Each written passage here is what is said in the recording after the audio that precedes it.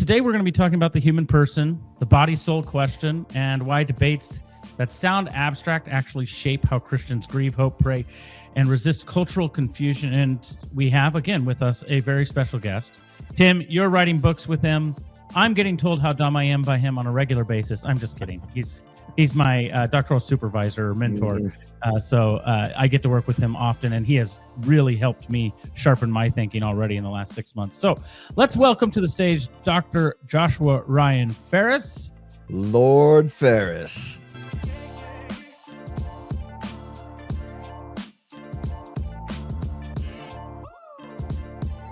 Hey, good Lord to be with Farris. you. Lord, I like that, Lord Farris. Yeah, Sir Stratton. How about that, Sir I'll take Tim? it. I'll take it. Sir Tim. I wish we had cool titles like that in America. Yeah. Yes. Yeah, Sir. What would your title be, Sir Tim? Yeah. And Josh Klein, what would yours be? I don't know. Maybe Duke. Duke. Duke. Josh. Fine. Yes. We do have one of Dr. Farris's ancestors. I found this painting. Yes. Yeah, right The here. Scottish lord, isn't he? Yes. Or a king or something. Yes, he's quite hardy. How majestic. He must eat really well. And he must drink the finest drinks. Yes. He has lots of mead on his bones. Yes. Oh, anyway. But he's got a good sword. I saw that sword. He's a warrior. Sword. Yeah, powerful. Yeah. Okay. Yeah, lots of faciul hair there too. Yeah. All right. Already getting off to a great start here. We're going to cover a lot of ground today.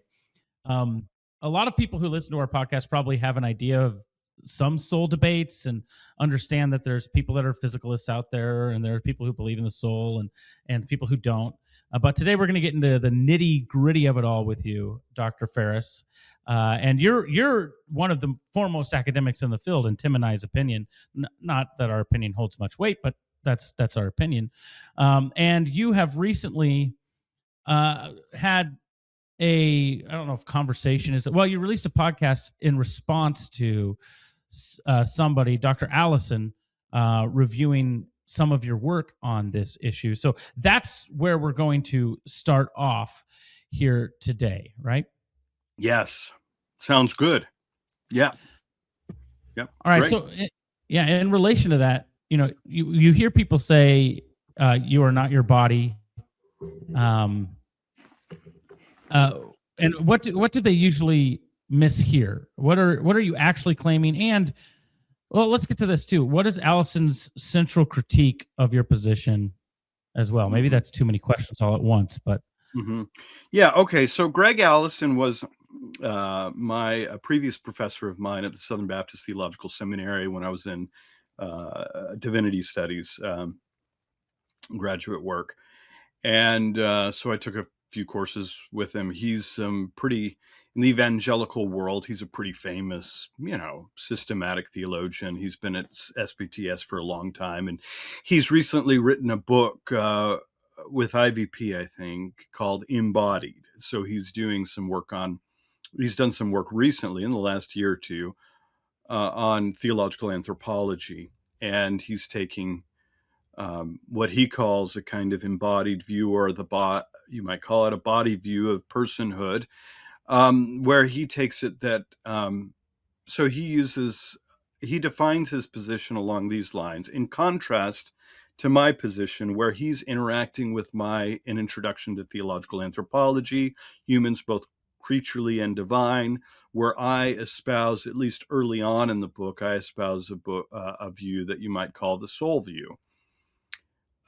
So he's responding to that and interacting critically with it. And in his recent piece that he puts forward, which was in anticipation of this publication that he published, Embodiment or Embodied, the titles.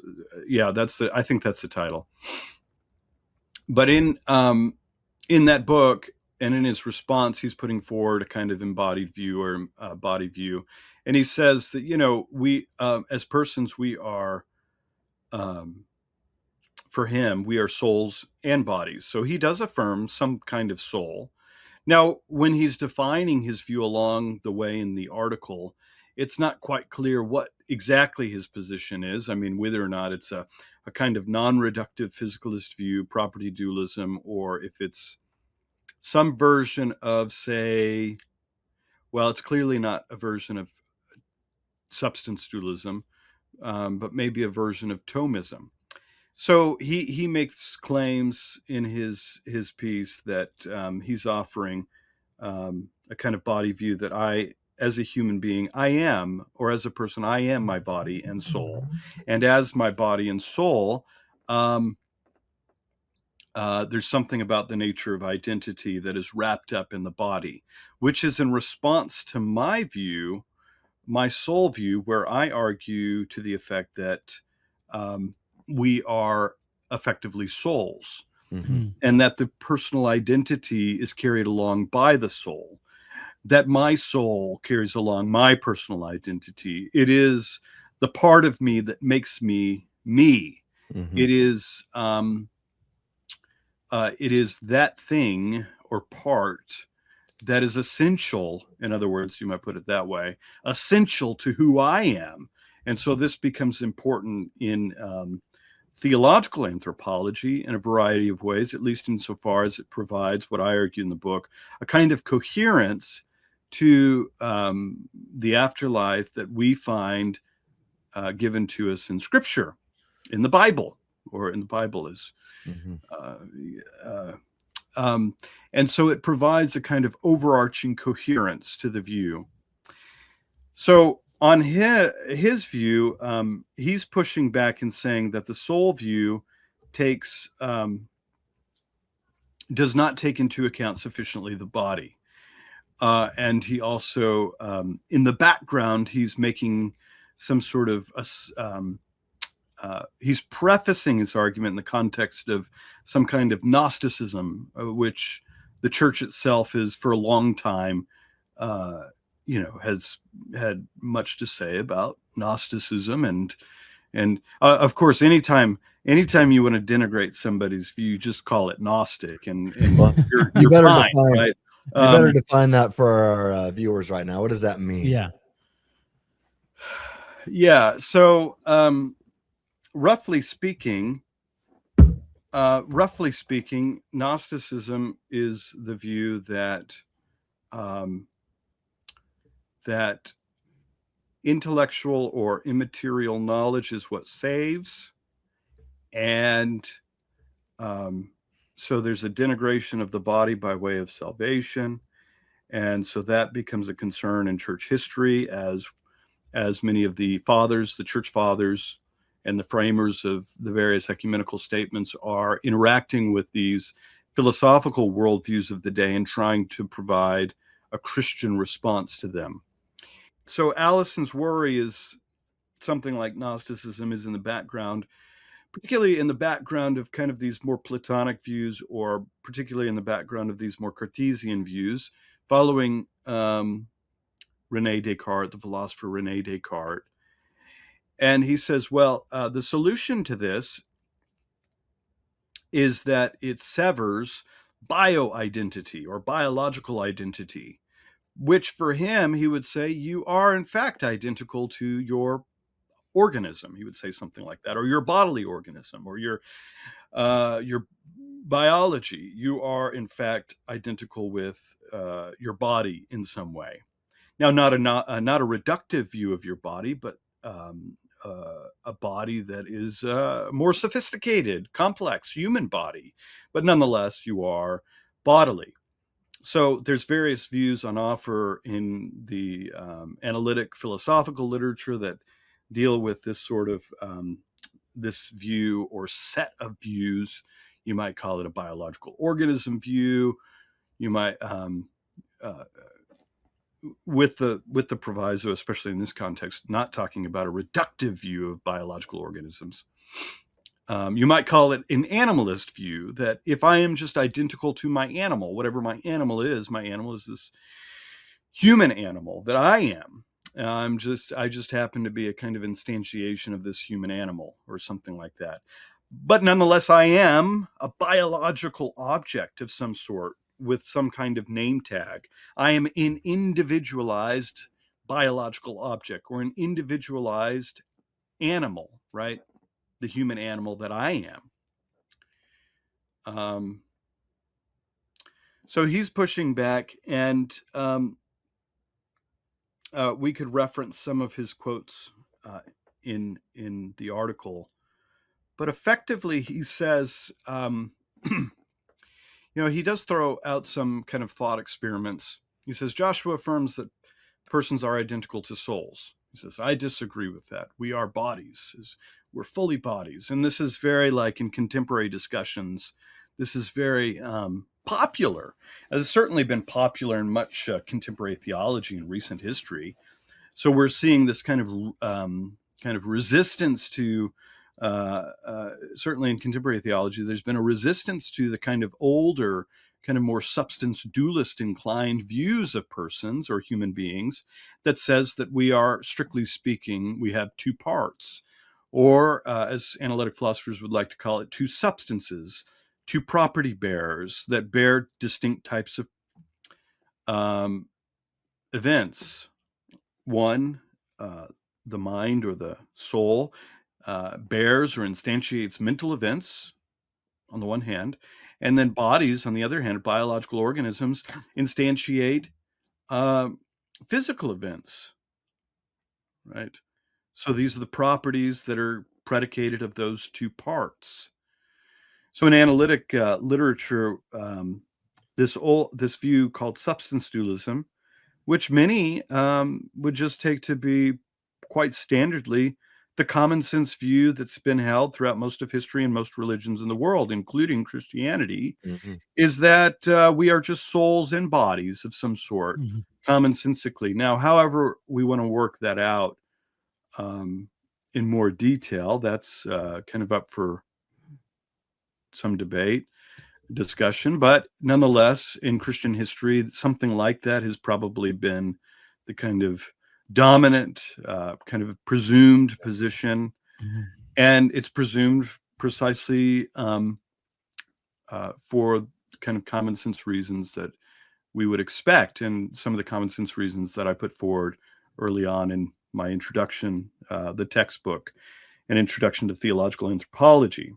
And I think it makes really good sense of a lot of the data. So something like even just a common sense substance dualist position seems right from the very get-go. Well, Allison's not happy with that. And this is not an uncommon response within contemporary theology.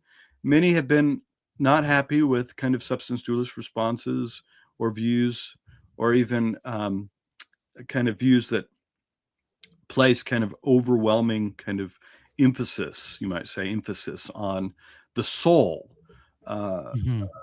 in contradistinction with the body, or in contrast with the body. And they want to say more about the person or the human being as bodies or as embodied beings. And so this kind of movement, this move, is not uncommon. Yeah. And so he's certainly within that grain, or within that, the spirit of that kind of common move within contemporary theology right now.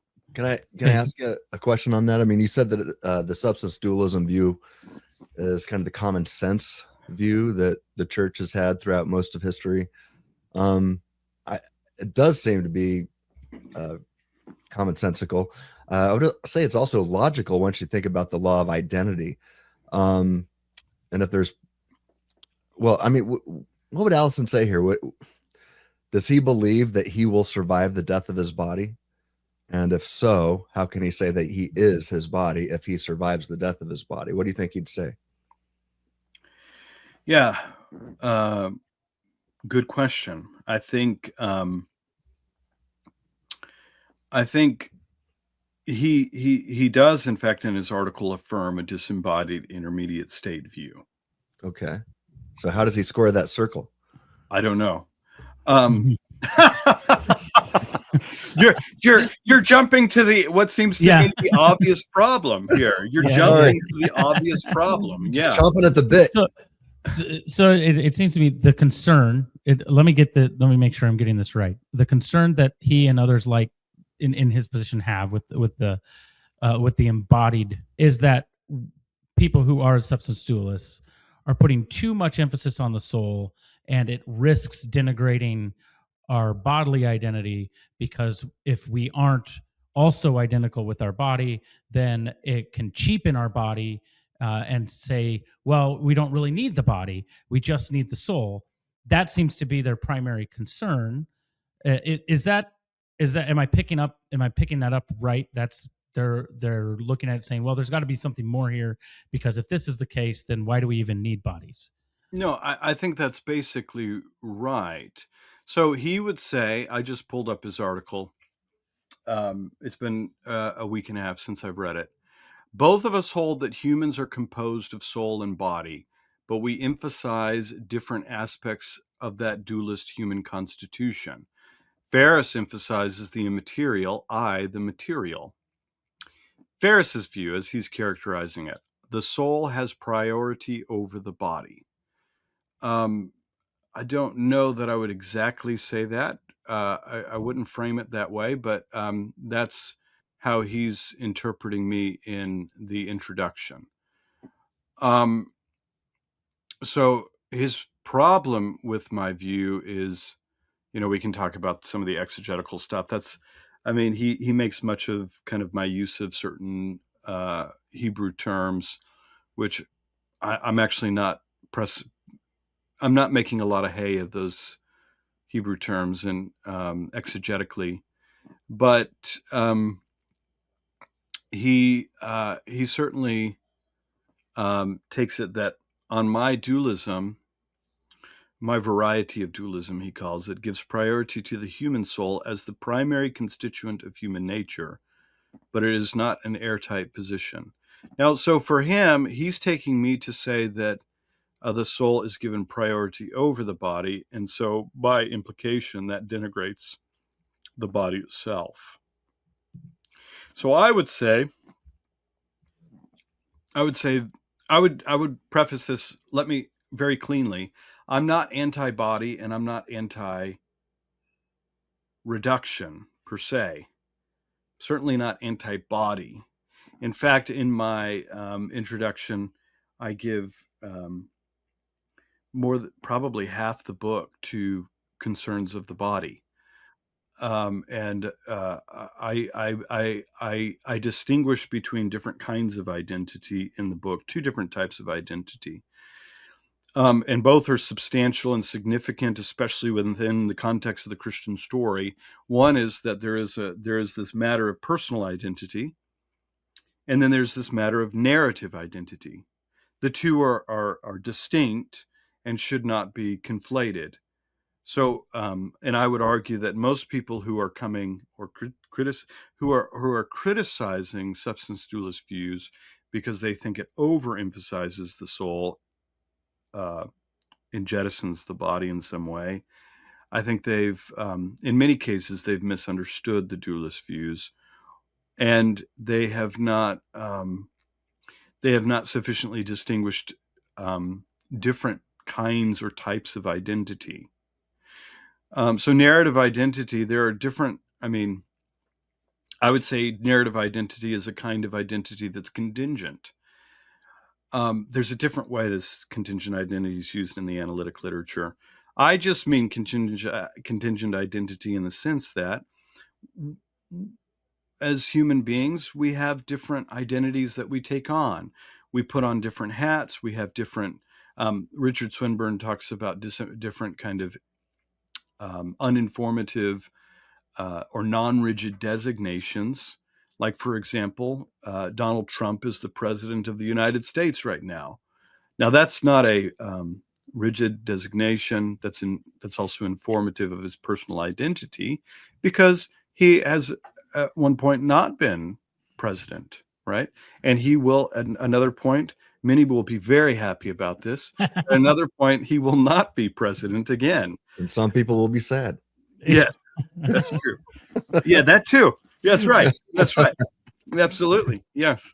Some will be sad. But nonetheless, there are different types of contingencies that are related to identity. So, so Allison goes through this thought experiment as he's kind of pushing back against my sort of soul view and saying I give too much weight to the soul. And he says, well, the loss of hands and feet, to use his examples, would profoundly alter the person I was before the loss. Famous women artists such as Frida Kahlo or Giorgio O'Keeffe would have been significantly different painters with significantly different life stories, careers, and influence if they had lost their hands, as well as famous hockey players such as Jack Plant and Gordie Howe. They would have been significantly different had, and their stories, careers would have been different had they lost their feet. That's true, of course. But I would distinguish and say that what's important here is that that would be a matter of narrative identity, and at least not strictly speaking, a matter of personal identity. It's not essential to the person. And this is precisely what's motivating a lot of substance dualist accounts today, even ones who are not as maybe as firm or strong as I am on the matter. We would advance something like there's different arguments that are related, like the mereological argument from replacement. Yeah, right. Or the argument from parts, or brain transplant duplication identity arguments. There's still a truth of the matter about those hockey players and those painters that Gregg Allison is referring to when he's actually referring to them. Right. He's saying something basic about them, that they carry along some kind of personal identity, and that personal identity is still true of them, even when they lose the various parts of their body. Well, at one point in my life, I lost my hair, but I still feel like I'm the same person that had long blonde hair. I kind of looked like Thor at the time, but then I just started going backwards, and I started looking like Hulk Hogan. You know, what you gonna do, brother, when you lose all your hair? You know, so I shaved it off because I look kind of crazy. So, but that did have an impact on my life, and I think I realized people treating me differently even the day that I shaved my head, and so that, you know, that was a long time ago now, but my life would have been differently if I would not have lost my hair and then shaved it off. But that was still me. Yeah. And I don't know. How could you put words to that for me? I mean, that seems intuitive. Things about me can change. And so it changes either how I think about myself or how people think about me or the story of my life. But it doesn't change at the end of the day my, I don't know, essential identity of who I am when I think of I.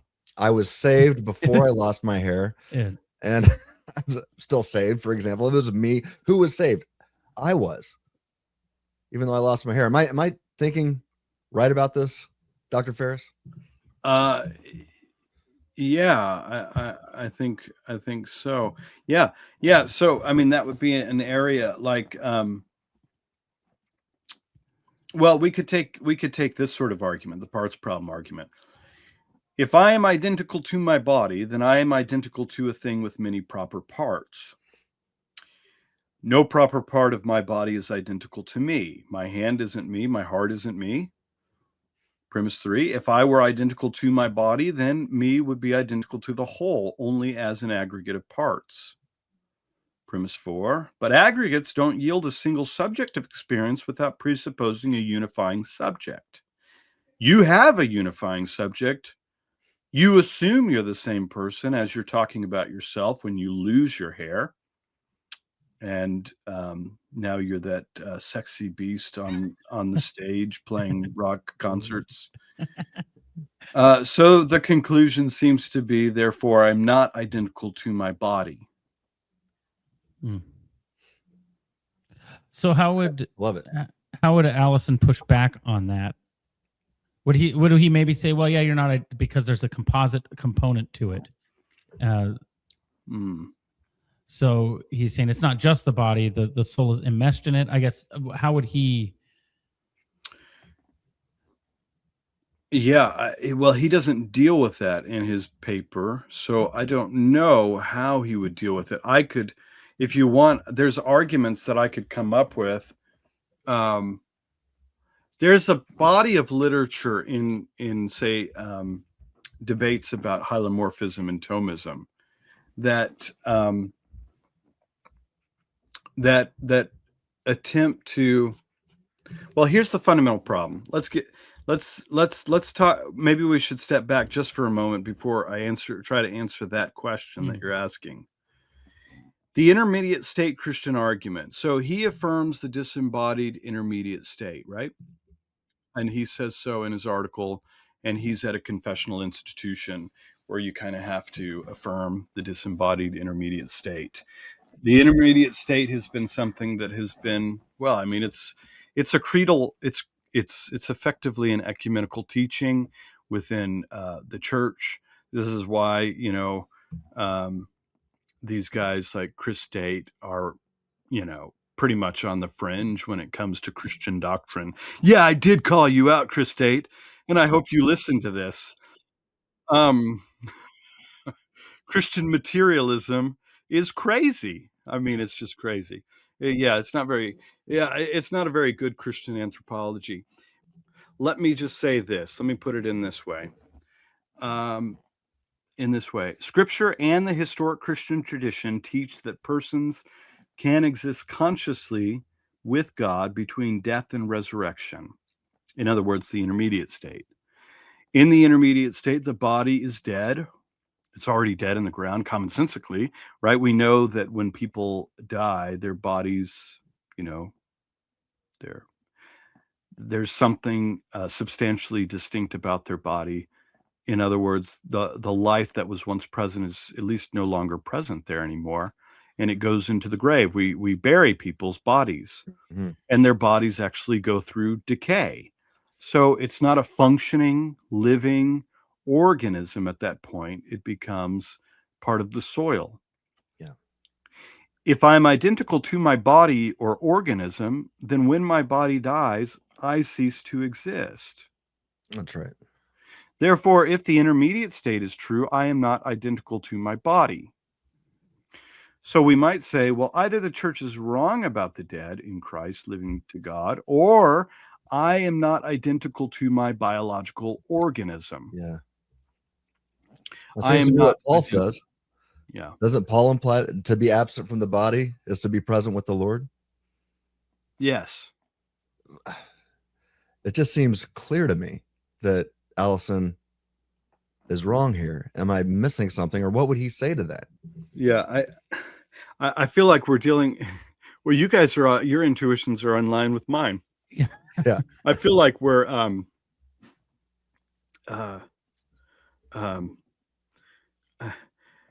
this problem is too simple. It's too simple, It right? Seems simple. Mm-hmm. It seems so simple that I feel like I must be missing something. And that's why I say, what would Allison say to me when I push back? What would he say to you on this? Well, I mean, I think the initial response would be, and this is common with kind of people who affirm a kind of complex identity view, they might say something like, well, the intermediate state is an unusual state of existence. Sure. It's unusual. It's highly irregular, you might say, right? That doesn't change anything. Right. That's right. Right. They might say, well, it's highly mysterious. It's highly mysterious. Okay. That doesn't change anything either, does it? Yeah. So would you have like a, I don't know, because if you think of body soul composite, would you be able to say, well, the intermediate state is this non-ideal state in which you are kind of yourself, but not really. You're in flux. So you're with the Lord, but you're not really you until the composite is remade at the resurrection. I don't know. That seems to be an excluded middle. You either survive the death of your body or you don't. You are either with the Lord or you aren't. Yeah. Yeah. So what he could do is he could draw from the kind of hylomorphic literature on offer.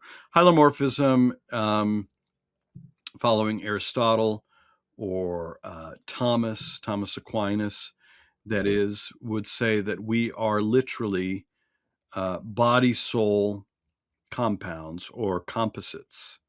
And so the soul itself, if it could subsist on its own, say in the disembodied intermediate state, would be existing in an incomplete state. And as a result, the hylomorphic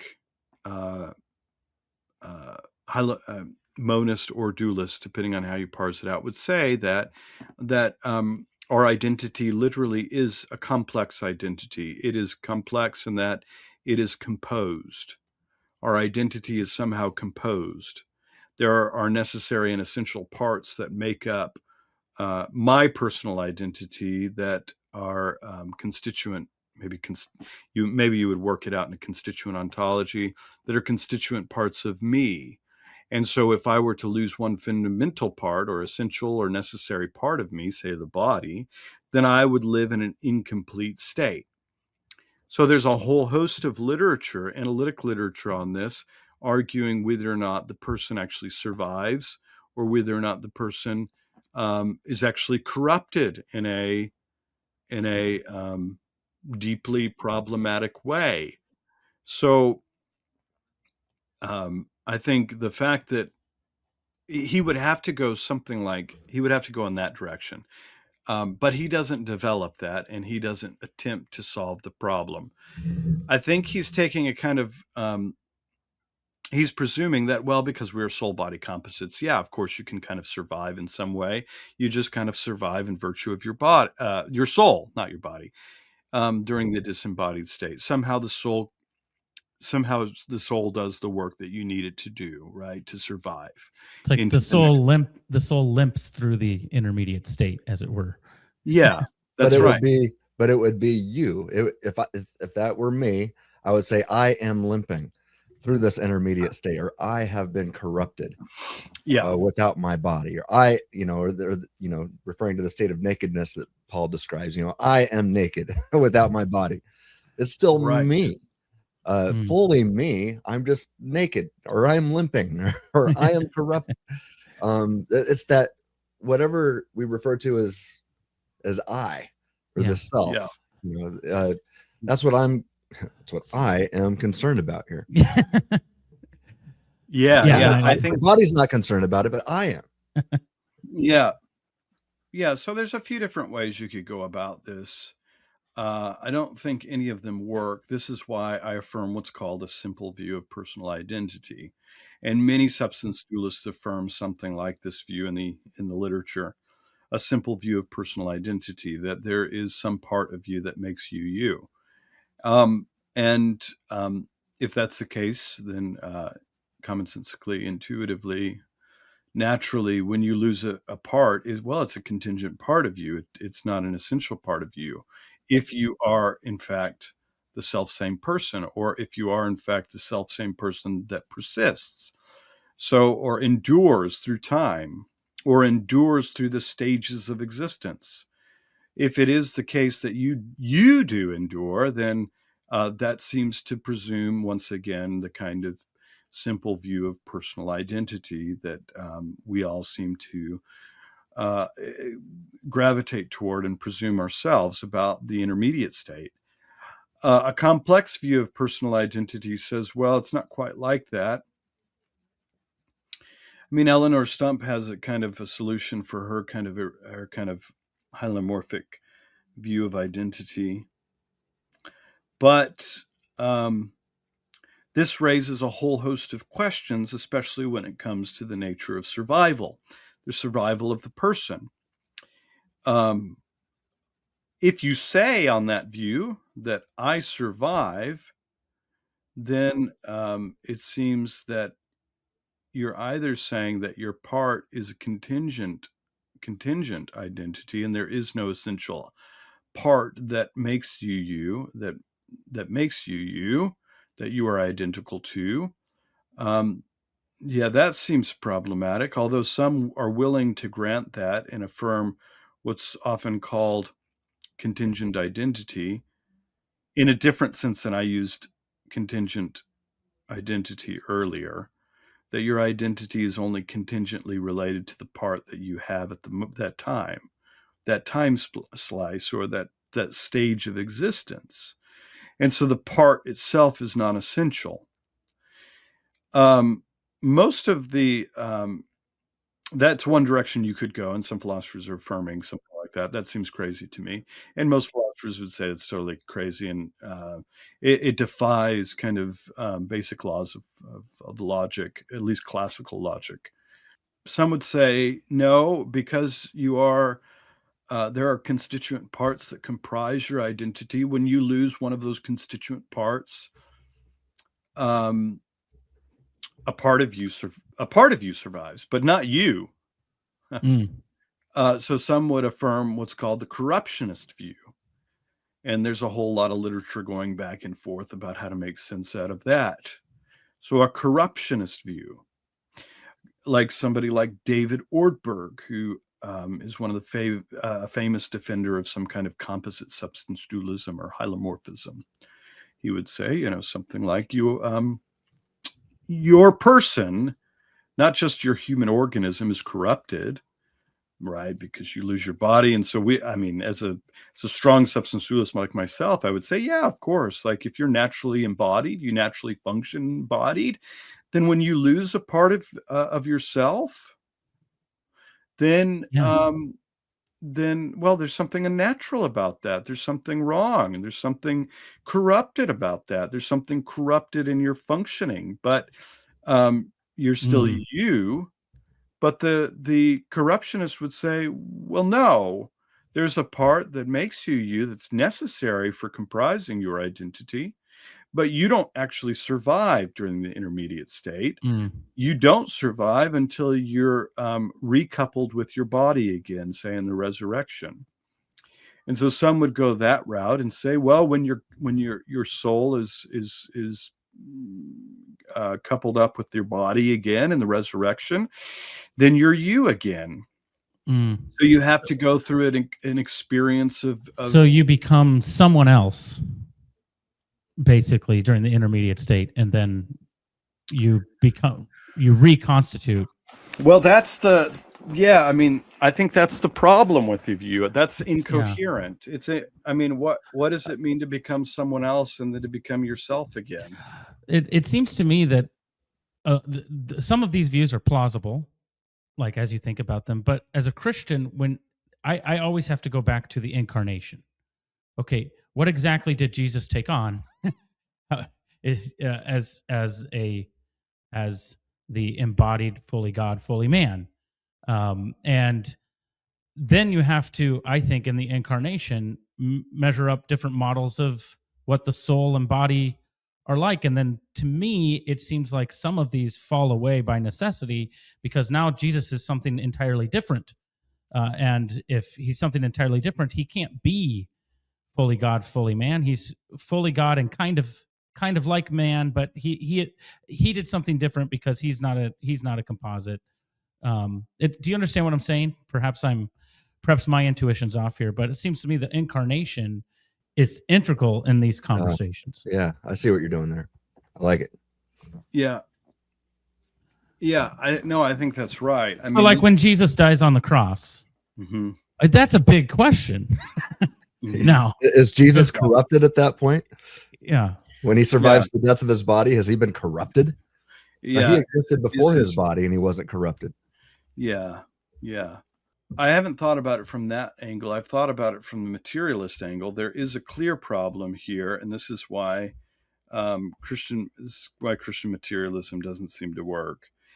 During the intermediate state for Christ, it becomes a problem, at least for the materialist, because Christ loses his humanity during that intermediate state, and that entails a form of Apollinarianism. And the church rejects Apollinarianism based upon what it sees as scriptural teaching. The scriptural teaches that Christ is fully human and fully God, and he's fully human and fully God for an important reason. What he does not assume, he cannot save. Right. And so if Christ is not assuming human nature during the intermediate state, he is not saving human nature during the intermediate state. He's only saving the body. Yeah. Yeah. Well, but not the soul. Well, yeah, because there would be no soul, right? And at least during that time, I wonder if he is saving the body, because the body is decomposing and has no life in it. Yeah. I was watching your podcast. If people haven't followed it, you should follow it. It's a theological world after all. It's awesome. Yes, do follow it. Yes, subscribe. Yes, I want to get to 7,000 subscribers soon too. Like, there you go. You should have far more than that. Yeah. So go to that. We'll actually link the podcast in the description of this video. But you mentioned in that podcast that there's a lot with which you and Allison obviously agree, but it's this. He again thinks that you're putting a bunch of emphasis on the soul, and he thinks, well, you can't leave the body out, and if you leave the body out, you risk Gnosticism. What would, I guess, to tie a bow on it, what would your kind of final response, if you had like a 2-minute response of, okay, this is why I think his objection doesn't work with what I am putting forward in that introduction to theological anthropology. Does that make sense? Mm-hmm. Okay. Yeah. Well, I mean, I don't see. Okay, so I think being an analytic or an academic, I would say I don't see the relationship between the affirmation of personal identity with the soul and the denigration of the body. So I don't see that relationship clearly, and I don't think he brings it out in his article.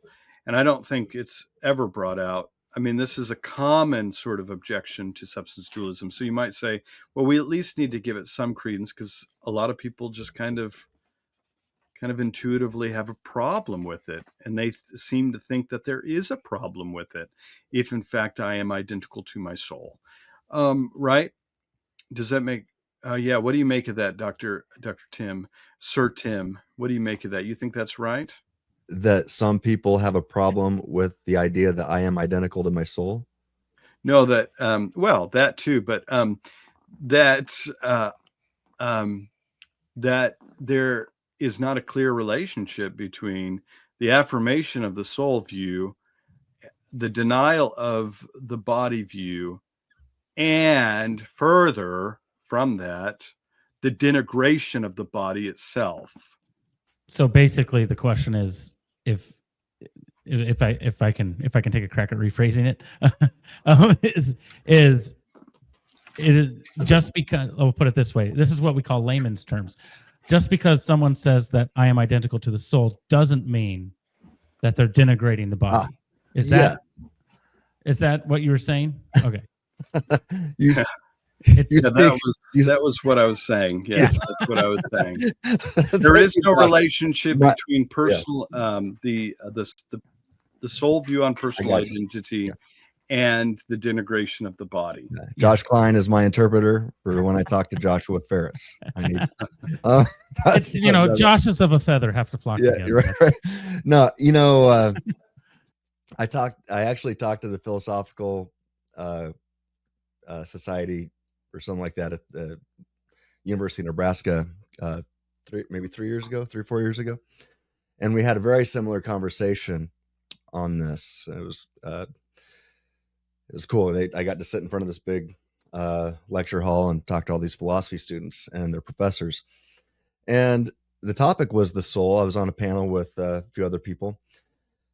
And I advanced a view very similar, if not the same as yours, Dr. Farris. And one of the students was like, well, if somebody punches me, I think he said to me, he goes, if you were to punch me, isn't it fair for me to say, oh, Tim punched me?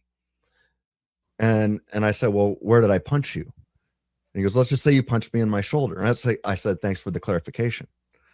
I said, if you said Tim punched me, people are going to know what you meant by that. Right. Yeah, that's the manner of speaking that we have. But but technically speaking, you should say Tim punched me in my shoulder, or Tim punched me in the shoulder, or something, and it's because you are not your shoulder, but you have a shoulder, and I punched it. And I think that made sense to him.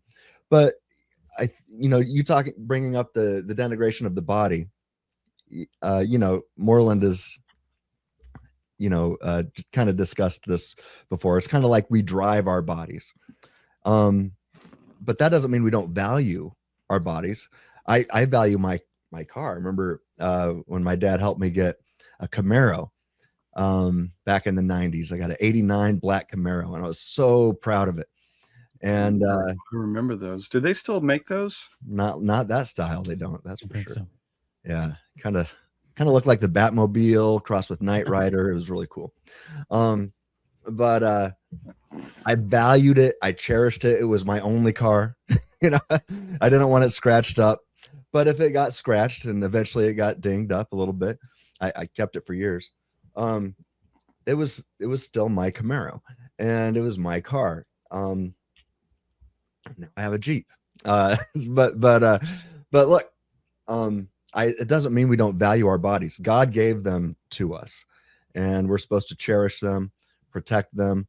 And that's one way that we show love for others, is to protect their bodies as well. Just because we are not identical with our bodies doesn't mean we don't value and cherish and strive to protect our bodies. And so I don't know if that's answering your question, Dr. Farris, but that's my answer. Yeah. So there is no entailment between the affirmation of the soul view of personal identity and the denigration of the body itself. Mm-hmm. That's what I heard you say. Yeah. There's all sorts of things we can say about the body and embodiment that's really important to human beings.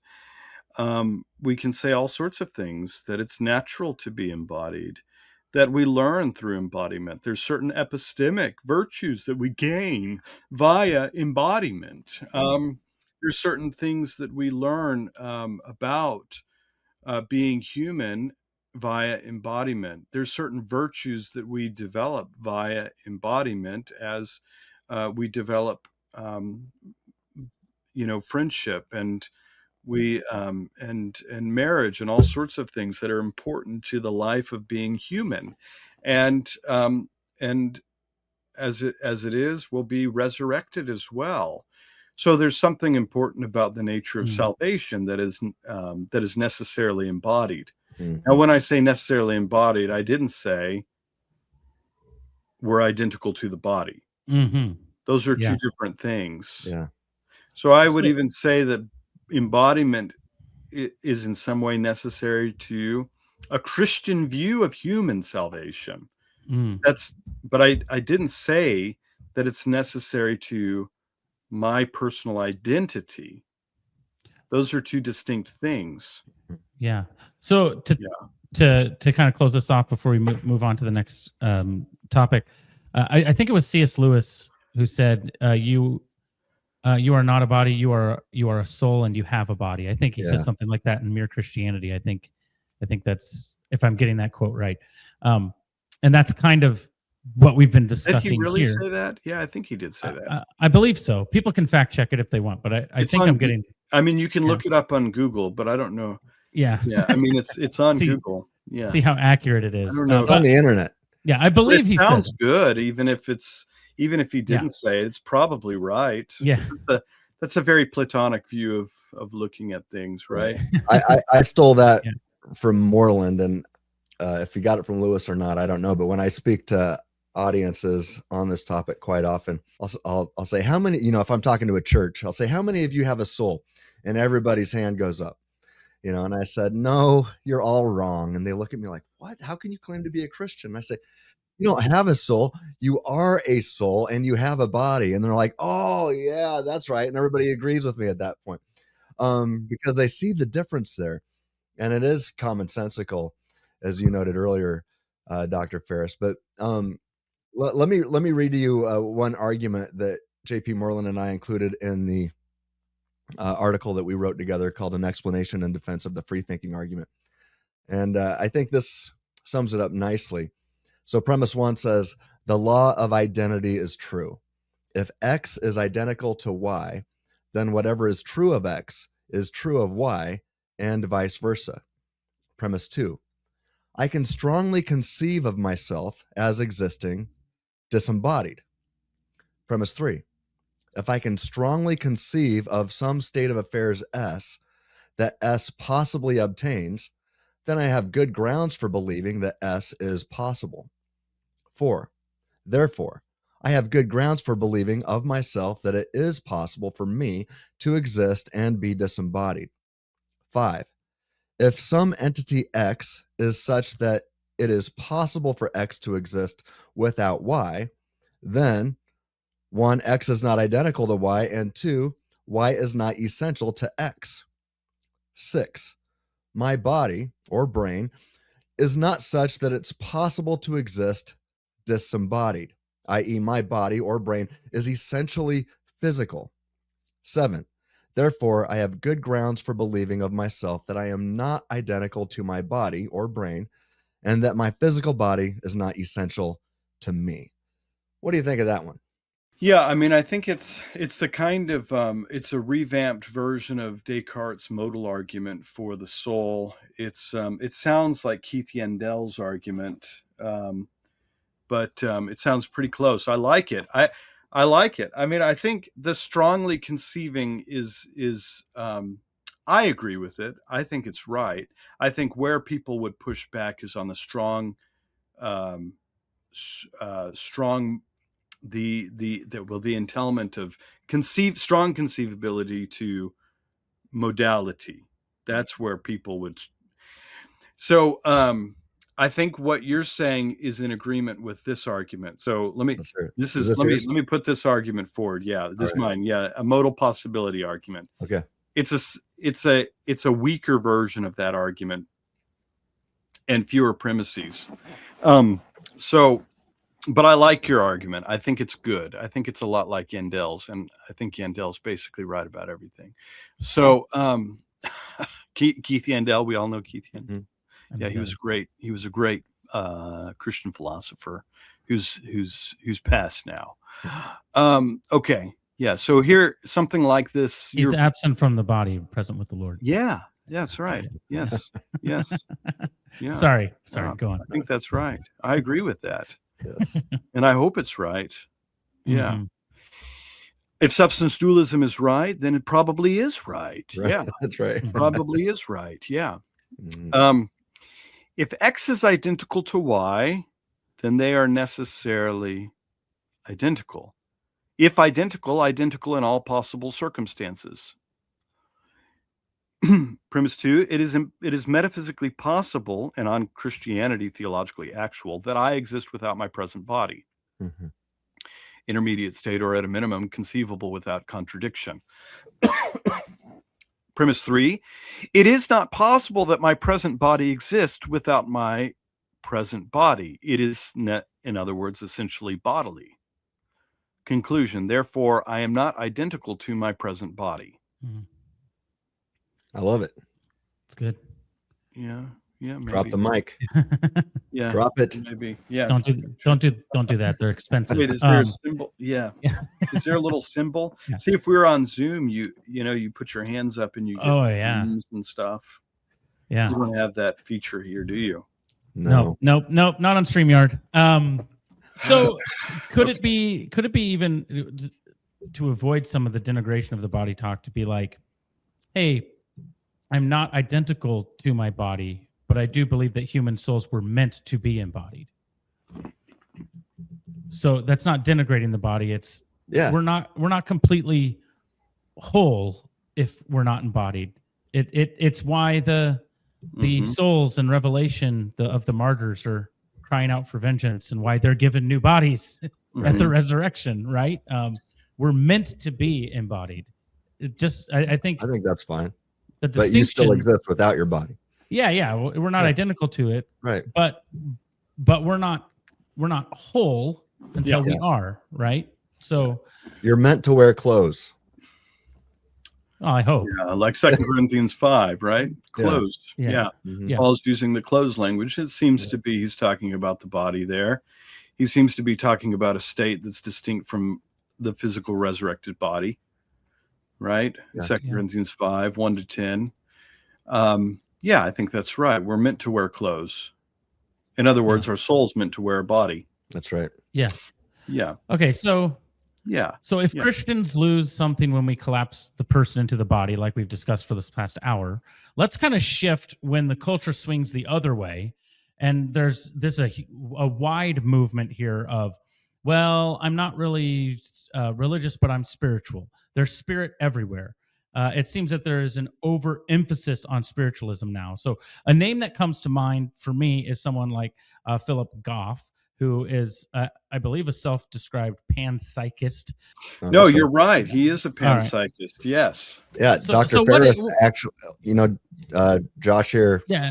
Dr. Farris debated Philip Goff on Capturing Christianity 3 years ago. Yeah, I thought I saw that. I was going to say, I saw you guys interacted before. And have you had him on your podcast as well? I thought. No, I haven't had Philip Goff on yet. Although that would be a good idea. I'd need to think about how to do that. Yeah. Well, that'd be interesting. I'll just add he's not really a Christian. I read one of his books on panpsychism. What was it called? Galileo's Error, I think. Fantastic. Yeah, it's a really good book. I mean, that book put him on the map. That's when he got famous. Okay. From that book, right? I remember, if memory serves, I was reading through the first half of it thinking, I love this. And then it took a turn. I'm like, no, I don't like this anymore. That's right. Yeah. But when I read it, I mean, he was kind of arguing, as it turned out, from an atheist perspective, but he's gone on quite a journey here.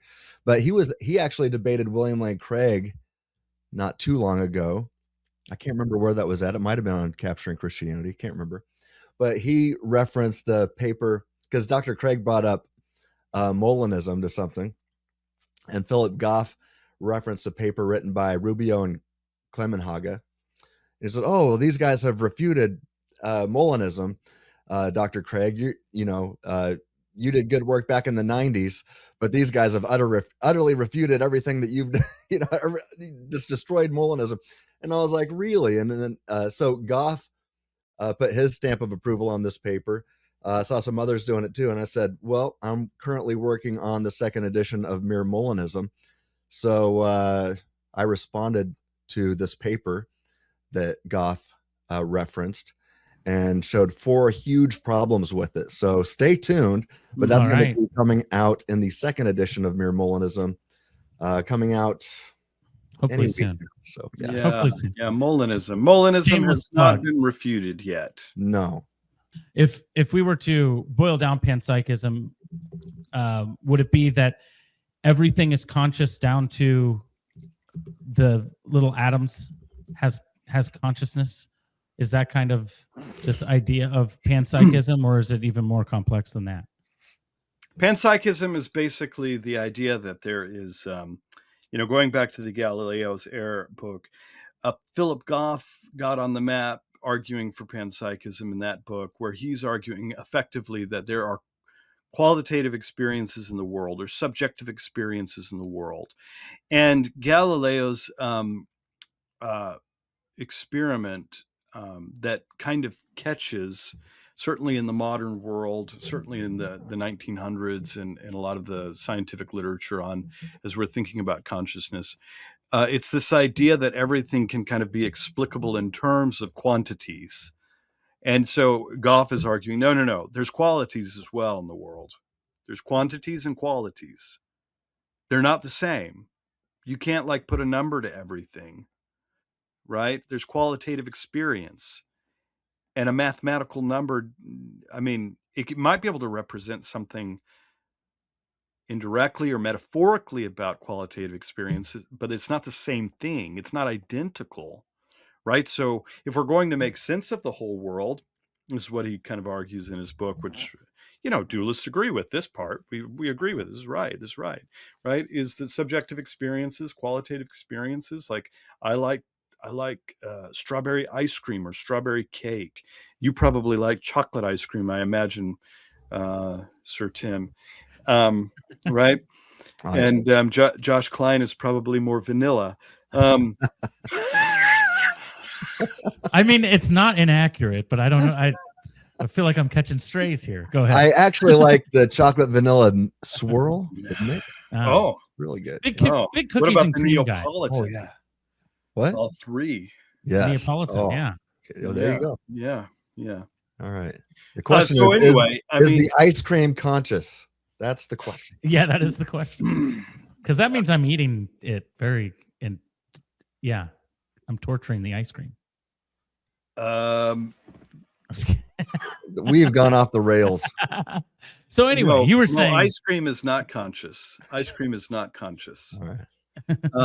Well, I mean, on panpsychism, the view that Goff holds, because he's not a substance dualist, he would say at some level, even if it is at some low level, he would say something like, yeah, it is conscious. There's he would have to say something like that, because all the way down to the atoms or even the particles themselves that comprise the physical universe, those themselves are have some sort of qualitative experience. Now, there's lots of complicated ways of thinking about or articulating exactly what these panpsychists mean by that. There's different definitions, right? So we don't have to get into all the, I don't think in this context, we don't have to get into the kind of the different views on that. But there are different views on offer. I just want to put that out there. There are complex views. But Goff, nonetheless, is affirming something like that everything is conscious. And so he is, in an important way, he is moving beyond the kind of secular naturalistic framework or worldview that he attributes to in his Galileo book, in modernity, to the kind of cutting off. It's kind of like the Occam's razor. Sometimes when you use Occam's razor to simplify explanations, which materialists are inclined to do because they think there's something of a virtue in materialism if we can simplify explanations by, we just cut off qualitative experiences, or we can make sense of the whole world without it, right? So Goff's saying, well, we can't do that. We do have qualitative experience, and those are not identical to physical things or physical quantities. They're not, and furthermore, they're not reducible to physical quantities and the like.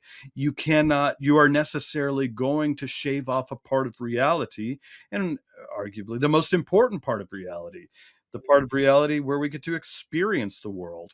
But you can't do that. So that would be kind of a misuse of Occam's razor, is what he would say materialists do, because it's supposed to take into Occam's razor is supposed to take in all the data into consideration and then offer the simplest. And if you're shaving off part of that information and say, see, look, this is simple, then you're not actually employing Occam's razor correctly. Am I right? Yeah. I think that's right. I think that's right. Yeah. Yeah, that would be a misuse of that, although it's not uncommonly advanced, that sort of line of argument by materialists. Mm-hmm. But they, in so doing, they have to cut off or miss a pretty important part of reality that just doesn't reduce. There's no reduction. There's no reduction from subjective experience to quantities, external events that can be observed, because the nature of subjective experience by itself, by its very nature, is private. You as a subjective experiencer have kind of at least privileged access to your own experiences about the world, right? Mm-hmm. And that in and of itself cannot be reducible to physical things. So we would agree with that. Where does he go wrong then? All right, hopefully you've been enjoying this conversation. Once again, we want to thank you for your support. We're up to 7,000 subscribers. We'd love to invite you to subscribe to our channel, like the video, hit that notification bell so you don't miss an episode, and comment below. Comment below on this. What are your thoughts on panpsychism? Have you ever heard of it? Is it crazy? Comment below. Make sure you like this video, subscribe, hit that notification bell so you don't miss an episode. Follow us on Spotify and anywhere you get your podcast as well. Give us a rating. That helps us out a lot. All right, let's get back to the conversation.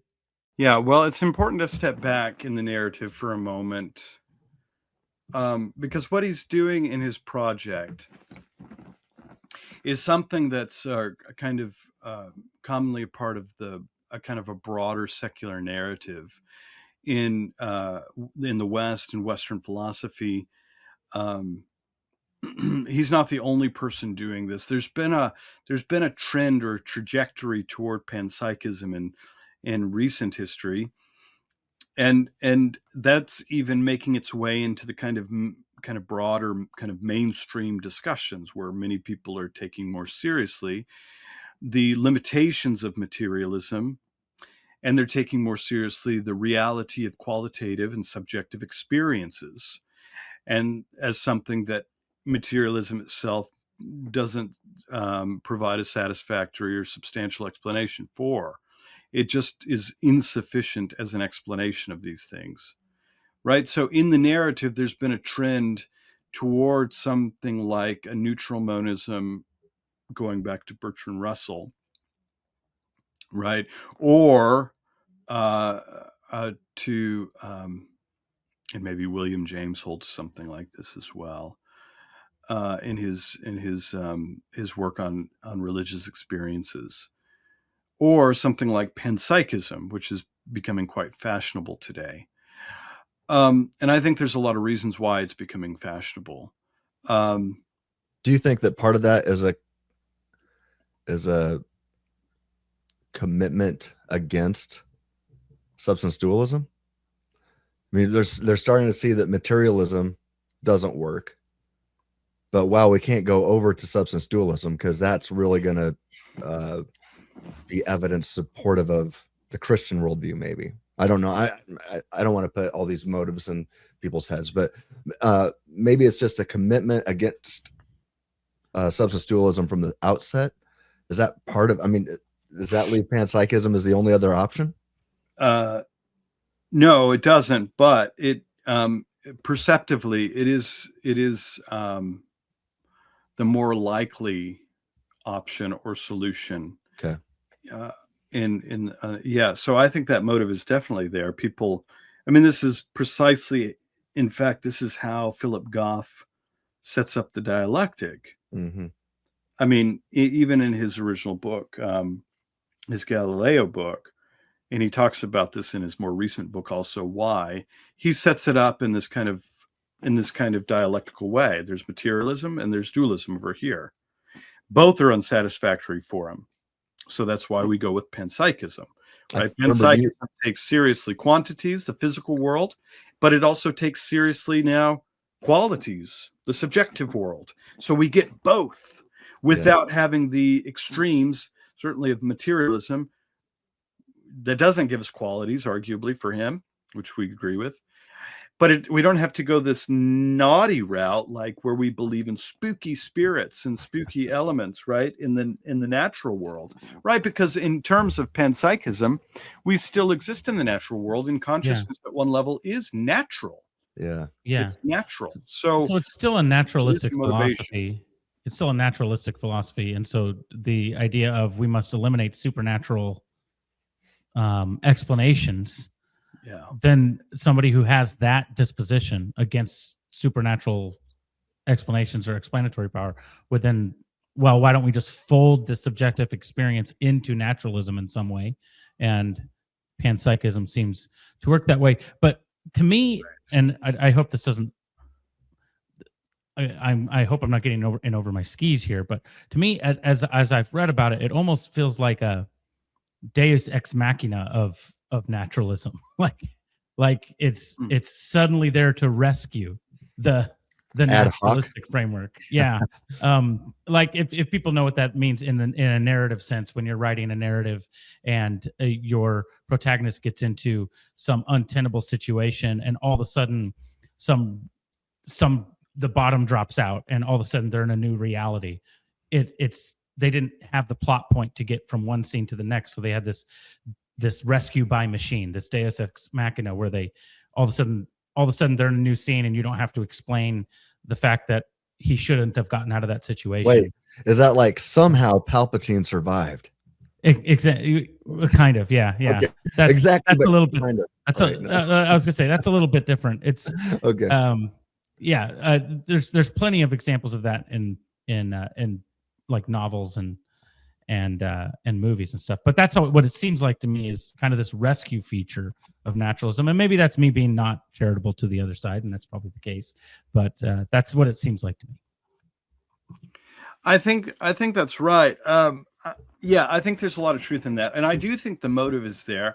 And I've argued this elsewhere that that panpsychism has come out of the same kind of secular narrative, and it's operating out of that. So when we look at the even earlier than Philip Goff, Thomas Nagel, in his in some of his writings, he's already gesturing in the direction of qualitative experience being insufficiently grounded in materialism in some of his earlier works. And so we see it certainly in the early 90s, and we see this tendency toward affirming panpsychism that he comes out with fully in his book on the mind.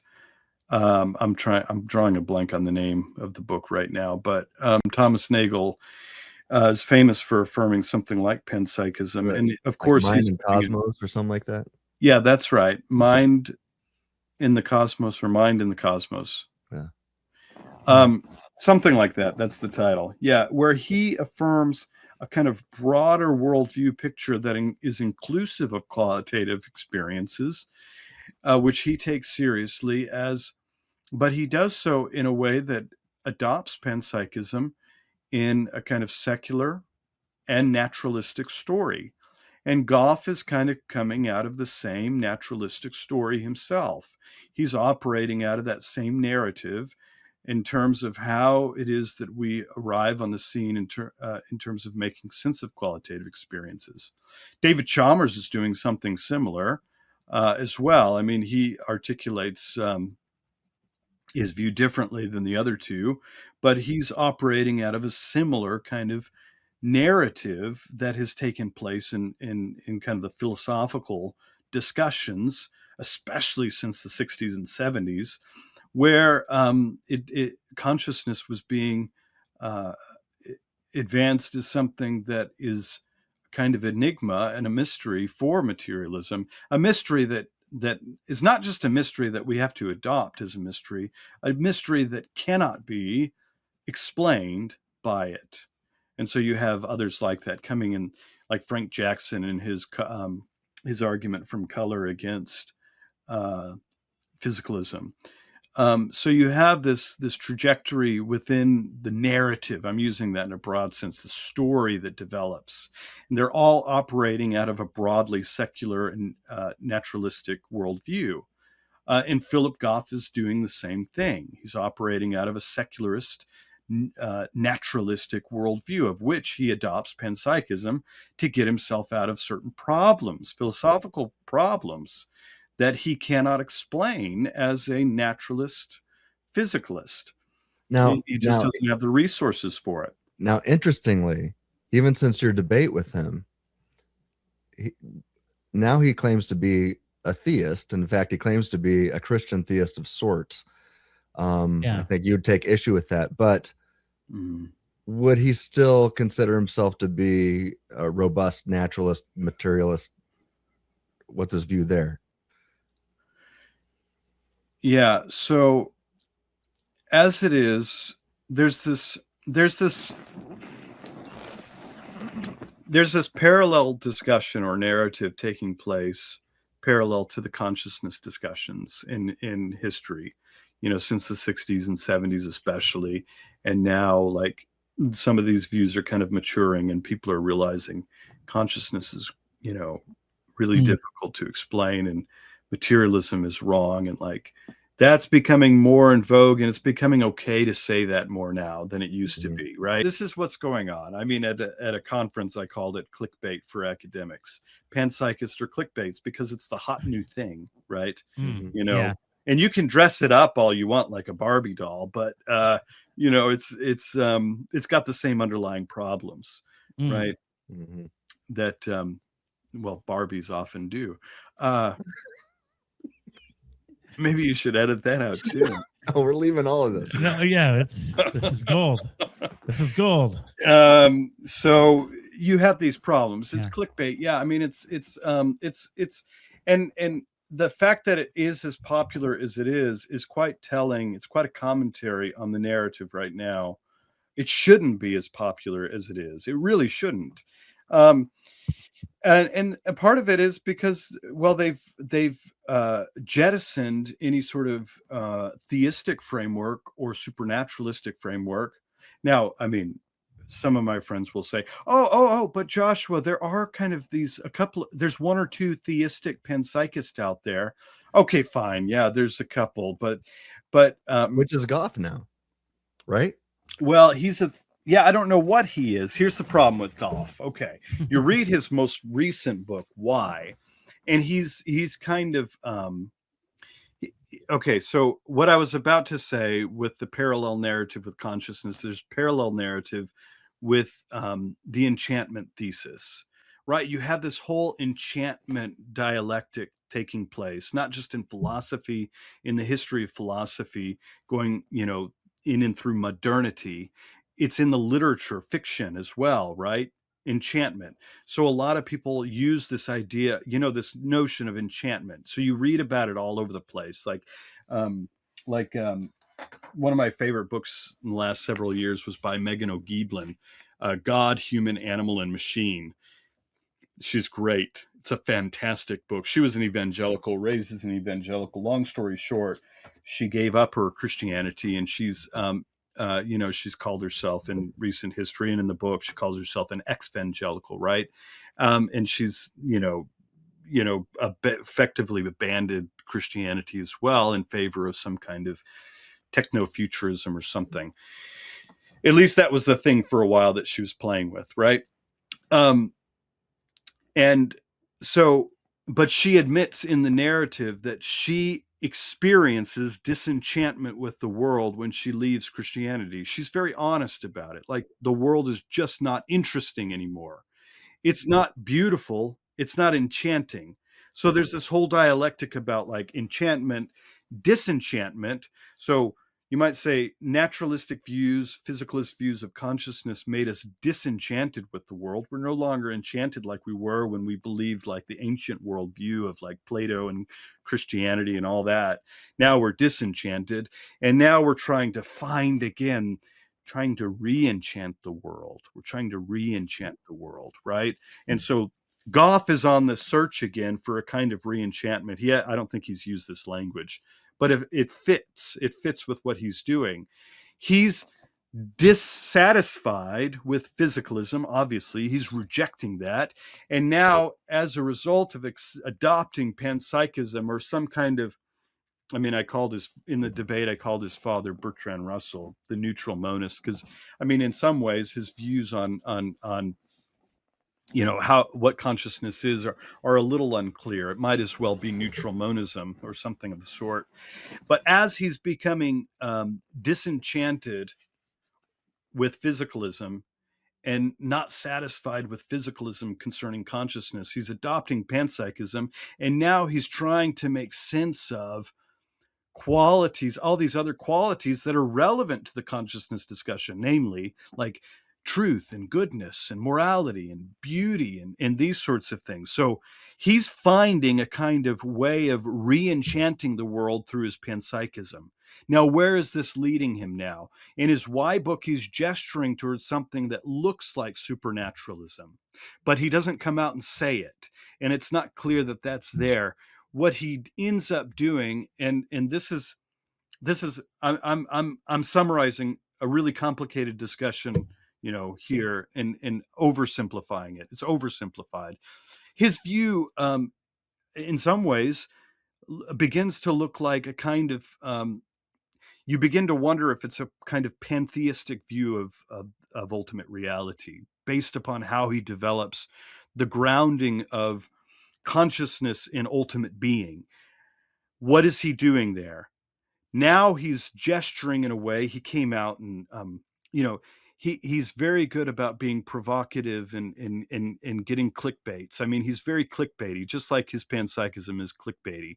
Now he's out and he's saying, "Oh, yeah, I'm kind of playing with Christianity now, but I'm playing with a heretical kind of what most Christians throughout history would say is an immoral version of Christianity." Heretical Christianity. Heretical Christianity. He calls it heretical Christianity. Yeah. He's moved towards Christianity, or at least a heretical form of Christianity. There's a quote in an article. He rejects the virgin birth. That's kind of an issue, right, in Christianity. If he rejects the virgin birth. And then here's a quote that he has. He says, "I now think the evidence points towards a hypothesis that John Stuart Mill took seriously, a good God of limited abilities. This hypothesis is able to account for both the imperfections of our universe, in terms of God's limited abilities, and for those things about our universe that are improbably good, such as fine-tuning and psychophysical harmony." And he says, but the only way God was able to create life was by bringing into existence a universe with the right physics that would eventually evolve intelligent life. God made the best universe that he could. Yeah, so his view is that God's not a maximally great being because he's not omnipotent. And this gets us to the debate he had with Dr. Craig that then led to the new section of my book that's coming out. Because Dr. Craig was able to start plugging my works a little bit more. You like should. You. I mean, you want to sell as many books as I have. Opportunity. You know, you got, yeah. But anyway, Dr. Craig should buy my book, An Introduction to Theological Anthropology. It is the best introduction to theological anthropology on offer right now. Right. You should buy it. And throw out a couple other books too. The Creation of Self. Fantastic. Yeah, you should buy that too. Yeah. Actually, you can see it right up there, right? Can you see that? There it is. Yeah. It's right there. It's right there. Yeah. Yes. I have all my books displayed up here. Can you see them? Yeah, they're all up here. Well, most of them, not all of them. I couldn't fit them all. Oh, see the Origin of the Soul, Rutledge Handbook to Idealism. Yes. Yeah. There we go. I'm sorry. I love it. Okay. Long story short, Goff's view denies God's omnipotence, says he's very limited in power. Dr. Craig was like, we don't have to go there. In fact, on Molinism, we can make sense of all of this. And then he says, no, but Rubio and Clemenhaga have destroyed Molinism. And that's why I said, okay, I'm going to interact with their paper and give 4 reasons why they're wrong. 4. Yeah, there's one point that I wanted to mention about his tendency toward panpsychism earlier that I think is relevant to this discussion.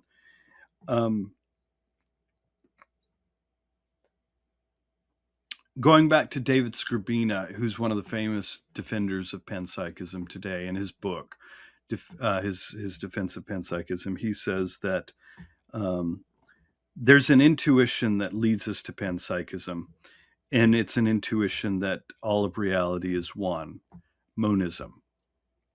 And so that's an intuition that's guiding or motivating why it is that many people are leaning in the direction of panpsychism, away from any sort of dualism or theistic dualism, like what we find in Christianity. There's creator and creature distinction, a robust creator and creature distinction. There's a tendency to see the world, to understand the world as one unified reality.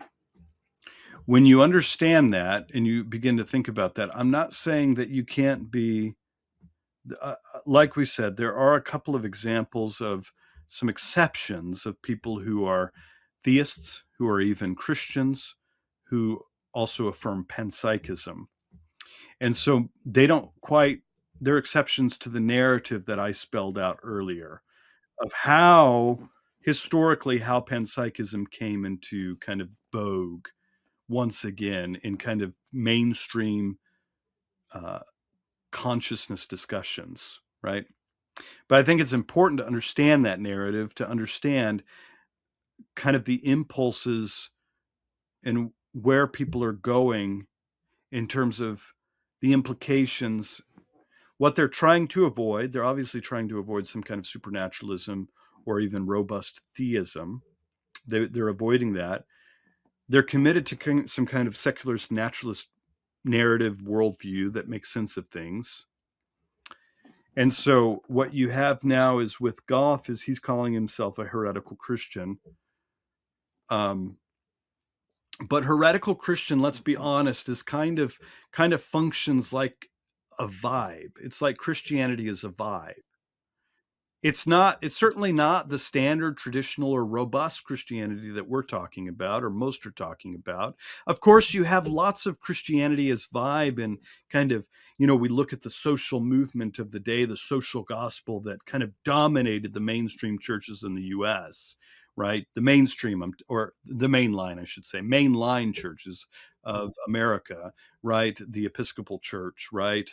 PCUSA, ELCA, the Evangelical Lutheran Church of America, where you have this dominant progressive Christianity, and they're obviously committed to, they're outspoken about it, and they have been for a long time now, where they have this kind of new vibe of Christianity, but it doesn't really look like Christianity at all. It certainly doesn't look like the historic Christianity that we once had. And so Goff is doing something like that.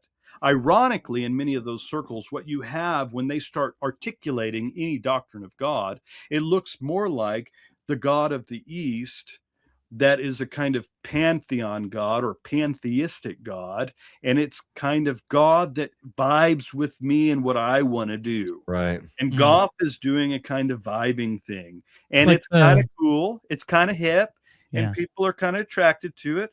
Well, look, this is the hot new girl in theism. Yeah. Let's play with this a little bit. Date her. We can date her for a while. Yeah. Date her for a little while. It's kind of like the New Age manifesting. Yes. Crystals. If everything, and I could see how that could even get there. If everything has consciousness, if everything is connected, if everything has some sort of lived experience, quote unquote, then you could maybe even manipulate that consciousness for your own good, for your own experience somehow. You could unlock the keys to that, and you could manifest the future if you speak positively, and the universe then brings you some of this manifestation of the future. So I don't know if that's where you're going necessarily, but I could see that's kind of the vibe. Precisely where I'm going. Yes, that's what I think. I don't see why his view of God couldn't fit with, or he couldn't make sense of the world by affirming some kind of New Age conception of a deity. Mm-hmm. I mean, his view is so, again, if we're thinking about kind of pagan developments of Christianity, or pagan developments out of naturalism, because naturalism doesn't satisfy anyone. It's insufficient, right? So pagans want some kind of transcendence. So this is something that I've been wondering for a while now, and you can look over it. It's a theological world after all. Hey, go subscribe. Go subscribe to that. We're actually having a series of discussions on paganism right now. And so this is something that's been fresh on my mind as I've been noticing all of these parallels, connections, motivations in panpsychism. I'm beginning to wonder why couldn't Goff's conception of theism, which is pretty weak, it's not very Christian in any meaningful sense. It's not a robust Christianity in any meaningful sense. Well, why? And it's a vibe. Why couldn't he affirm or develop something that's more naturalistic already, like the pagan religions, still have a little bit of transcendence, but it's all natural here. It's all here, right, in the physical world. Why couldn't we have a pagan deity? And why wouldn't that be sufficient for why does he even need to call it Christianity? Heretical Christianity. Christianity, I mean, I think it's hot, it kind of is it because he kind of enjoys provocative, right? Call it heretical Christianity. It's provocative. And or it could it also be because he kind of enjoys Western culture and Western Christianity, and that's kind of what I don't know much about his politics on that sense, but that's where he lives. He lives in the cultural Christianity. If he's going to imbibe some sort of spirituality, he would subsume this cultural Christianity because that's where he lives. And so that's a good point. And so that's what he would hitch himself to. He does practice at a Church of England church. He left Roman Catholicism. This is part of his story. Right. That is part of his story. So I can see to some extent why you would use the term Christianity. Yeah. But I don't watch his journey. And it's fun to watch his journey from afar, and who knows where he's going to wind up. I pray that he finds the truth, real Christianity. Yeah, true Christianity. Well, and even the small paragraph that I read where he describes who he thinks God is, that sounds much more like an ancient pagan deity, a non-all-powerful deity that had to have some help to bring creation into existence. Yeah. We think of the Babylonian god that actually had to form the world out of his slaughtered opponents. Not that he would go that far, but it sounds much more like that type of deity than any type of theistic deity that a Christian, at least a historic Orthodox, little o Orthodox Christian would. With that in mind, let me ask you this, Dr. Farris. Is there anything about panpsychism proper that is incompatible with mere Christianity? If God, can panpsychism be compatible with the existence of the triune God and God raising Jesus from the dead?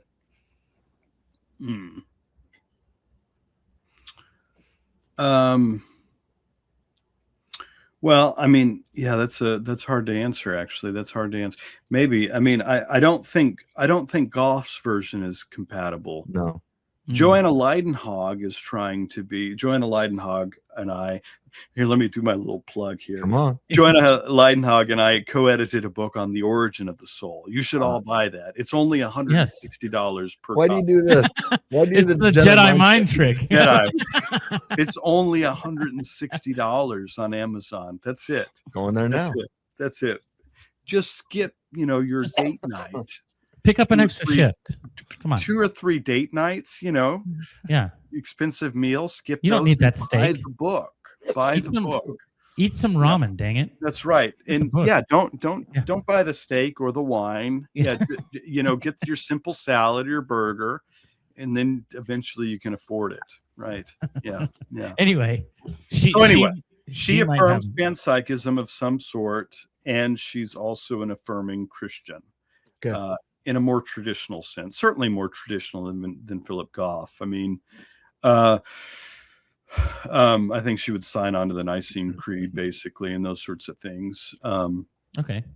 And so she affirms that. She's one of the exceptions to the rule that I was referring to. She's, there's these exceptions to the rule on panpsychism that don't follow the kind of typical narrative of coming out of the naturalistic story. I don't think she's explicitly or at least consciously aware of kind of the naturalistic motivations that she has, although she may be in some more subtle way, but not in the same way that these other guys like Chalmers and Nagel and Goff are. So is it possible to be a traditional Christian and a panpsychist? Yeah, maybe. I think there's other reasons not to be a panpsychist that we. Well, let me ask you that. But why aren't you a panpsychist, and why don't you think? Yeah, and then we'll close. We'll close with this. Okay. Yeah. For one, I think once you take away the naturalistic motivations and the naturalistic narrative, I don't think once you take that away, you take away the kind of appeal, the provocative nature of panpsychism. I don't see why you would arrive at panpsychism. It kind of undercuts the whole motivation for it. So I find it kind of odd that a Christian, somebody who starts off as a Christian, would then adopt panpsychism, unless they're wanting to appeal to the contemporary culture right now, and get attention, or or they're inclined toward maybe some sort of monistic vision of reality, where the mind and ultimate reality are more closely connected in a kind of monistic fashion. If you want to take Christianity in that direction, which I could see, I could very well see Goff going in that direction, and I would love to see how it plays out, how either he embraces more robust traditional Christianity, or he goes in a more Eastern direction and he accepts a version of theism that's compatible with his naturalistic story and compatible with a kind of a more monistic conception of reality, where God and nature are one, or close to being one. So for me, as a Christian, I don't adopt panpsychism because I don't see any reason to adopt it. But also, I have underlying assumptions about the nature of personhood as a soul. Now, it's possible as a panpsychist you could be. Now, this is, I'm about to muddy the waters here. It's possible you could affirm a kind of substance dualist panpsychism, like maybe Gottfried Leibniz did. Really? Yeah, I think you can legitimately interpret him as a substance dualist. Yeah, absolutely. Panpsychist? Yeah. Really? Interesting. Yeah. So, yeah, absolutely. So panpsychism has three. This is why okay, so panpsychism is not a sufficient ontology on its own. It's parasitic still. This is another problem with panpsychism. It's parasitic on three different personal ontologies, right? Either it inclines towards some sort of non-reductive physicalism, and it's parasitic on a kind of physicalist ontology, or on the other side, it inclines toward an idealistic ontology, where everything is immaterial in nature. And so all the way down, there is no fundamentally material substance, no physical substance at all. There's only immaterial substance. Right. And so there might be physical events, but even physical events are reductive to immaterial, right? So they're parasitic or dependent upon the immaterial itself, or minds, mental events, right? So that would be kind of the idealist. It's a different kind of reduction from physical mind to physical reduction. Or there's the third view. I was about to flip you off, but I didn't. I wasn't going to. Thank you. You do that enough anyway. So there's the third view, and that's substance dualism. So you could take it that fundamentally at the ground level, this is a whole problem with panpsychism. Is kind of like, is it neutral monism, like Bertrand Russell's view? Like we have this underlying ontology with physical particles that we don't know what it is, but it gives rise to mental events and physical events, right? So what is it? You might say, well, at the fundamental level, maybe there are these two fundamental events in particles. There's always mental events and physical events. And so with Leibniz, if you look at his monadology, what is he doing there? A lot of panpsychists go back to Leibniz and say, oh yeah, Leibniz is a panpsychist. Well, maybe he could be, depending on how you're defining panpsychism, but he could also be affirm a version of substance dualism. Yeah. He's definitely a Christian. He's definitely a Christian. He's definitely, I mean, his whole ontological view of the world is theistic, for sure. But he could be a substance dualist as well. Now, the problem is, here's the problem. If you're affirming a kind of naturalistic story where human persons emerge out of the fundamental kind of constituents of the natural world, both physical and mental, then you run into this problem of are we then, as our persons, are we then essentially comprised of physical and material and immaterial constituents? You start going down that road, then we're back to the whole problem of personal identity. How do you reconcile a complex view of personal identity with the kinds of problems that we were talking about earlier? And so panpsychism, in a way, I think, runs into a similar problem, because it seems the way that many of the panpsychists work out personal identity, oftentimes it's very ambiguous and confused. It seems that they tend toward a more complex view of personal identity. If there's a way in which maybe they can make sense of a simple view of personal identity, then maybe we could undercut some of these problems. But then we'd be back at some kind of either idealism or substance dualism in order to make sense of personal identity. Right? Yeah, I think so. So for me, that's a fundamental reason why, like, I have problems with panpsychism. We can talk also about the kind of the common problem raised to panpsychism, the combination problem. How do you get a simple person out of these underlying constitutive parts? Yeah. I mean, that intuition seems to be, it just doesn't seem to work. Whether you work out panpsychism as a reductive panpsychist or a non-reductive panpsychist. Can you kind of paint that picture for our viewers? Why doesn't that work? Yeah. So are we familiar with the combination problem here? Well, some of our viewers will be, but not all of them. Okay, so the combination problem, and this is I'm trying to motivate an intuition problem that there are similar, at least when it comes to personal identity, there are similar problems between materialism and panpsychism. There's certainly a metaphysical problem. There's also an epistemic problem we could talk about, right?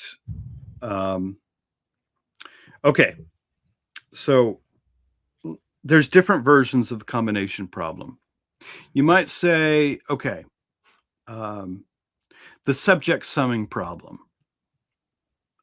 So if on panpsychism, if you are a collection of particles, right, or a bundle of properties. So if we look at, kind of the animal you as a sum of properties, or let's say your Hume's view of the sum of, you're a bundle of mental events, right? You're just a bundle of mental events, right? Common problem in metaphysics, right?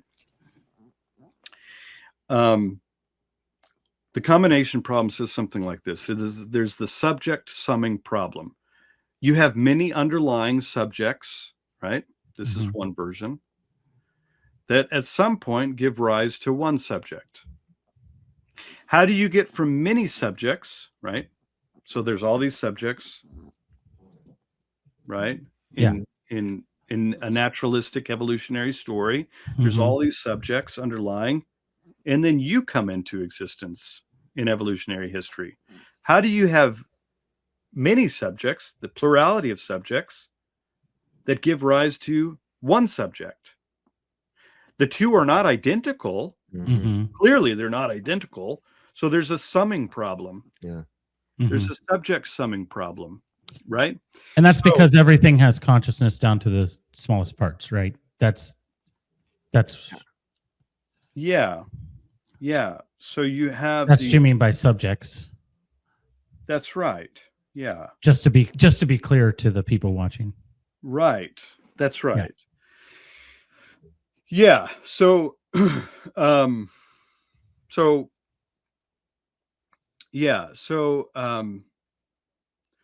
there's the problem of, there's this other problem. If you have these underlying subjects, how do you have these multiplicity of subjects that then fuse together to form the you subject? Let's say the Sir Tim subject or Captain America subject, right? How do they fuse together? Like, Like they have to, like there's this whole problem of fission. Like you might say that it's the opposite of fission. Like fission, you have atoms and they split off, right? But then they come back together. So you have these atoms that are conscious coming together to fuse into one singular subject of consciousness. Right? You might say, well, they have to fuse in some way. Mm-hmm. It still leaves a lot to be unexplained, and it's hard to make sense of that. But this is where this is where a lot of the discussion is right now. Mm-hmm. This is where a lot of the discussion is right now. Okay.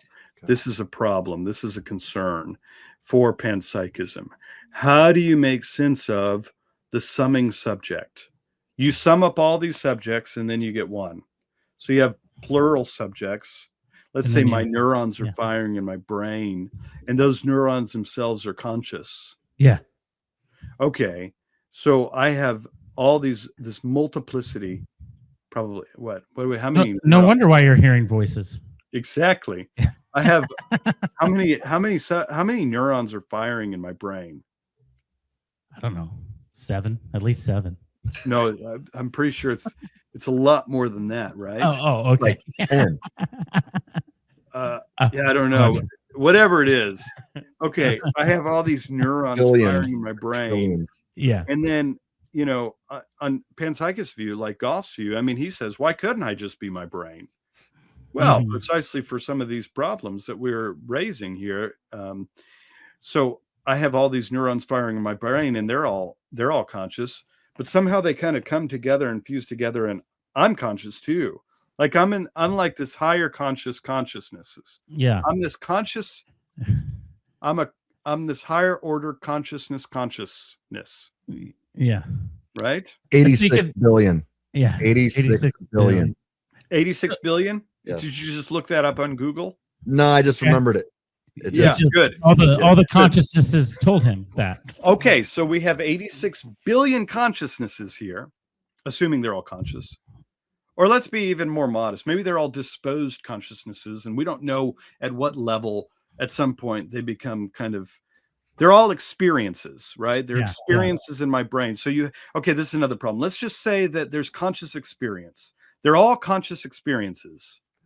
But all these conscious experiences have to comprise or collide in some form and fashion to create not just another conscious experience, but a consciousness of these experiences, right? My consciousness, so that there's not all these just bundle of kind of experiences running around, but somehow they come together and form an experiencer, right? Yeah. Right. How do you do with that? That's totally non-intuitive. Right. So, I mean, when Goff says something like, I am my brain, why couldn't I be my brain? I'm just, maybe I'm the product of my brain. I'm the product of my brain, the product of these experiences that are occurring. How many millions? Did we say millions or billions? 86 billion. Billions. Yeah. It sounds totally plausible that I would be identical to 86 billion neurons firing in my brain, right? And if that's the case, say goodbye to free will and free thinking, which is going to be a much bigger problem for him. Yeah. Forget about that. Forget about it. That's I think he says that he's kind of agnostic on the free will issue. What is I can't remember who's the panpsychist came before him. I wrote an article on this years ago and I can't remember his name right now. But one of the leading panpsychists from the past was adamantly opposed to libertarian freedom. But yeah, that'd be a big problem. He couldn't know that panpsychism is true, but that's another issue. Yeah, I mean, Goff. Yeah. I don't remember who you're talking about. Is it? I don't know. I'm not sure. I can't remember. There was an article that was advanced. I mean, I do think intuitively, like, and Goff makes some comment about this in the Why book about, well, maybe we could make sense of, weaker versions of libertarian freedom, but the stronger agent causal libertarianism, it's unlikely that it would be true on panpsychism. I think he even gestures in that direction. He says, well, maybe we can get, some kind of libertarianism, kind of maybe an event causal libertarianism or something like that, but not kind of the true robust agent causal libertarianism, right? Not maybe we can get some kind of indeterminism in there, right? But not true. Yeah, I mean, this is why I'm a Cartesian. I mean, if libertarianism is true, probably Cartesianism is true. Something like Cartesianism is true. I think it's Galen Strawson. Is that his name? Yeah, Galen Strawson. Yeah. He's a panpsychist too. Yeah. He is one of the sharpest panpsychists, I think. Galen Strawson. His work is wonderful. He's a determinist. I mean, he opposes libertarian freedom. So my arguments, most arguments that I advance with Moreland in our paper are going to, I think, ultimately be very problematic for his view. So he could never possess knowledge that panpsychism is true, or any of his other metaphysical views. Yeah, I mean, it makes sense. I think there's a natural affinity between compatibilist views and panpsychism. It would be more hospitable to those views than libertarianism, it seems. But I'm saying that, somewhat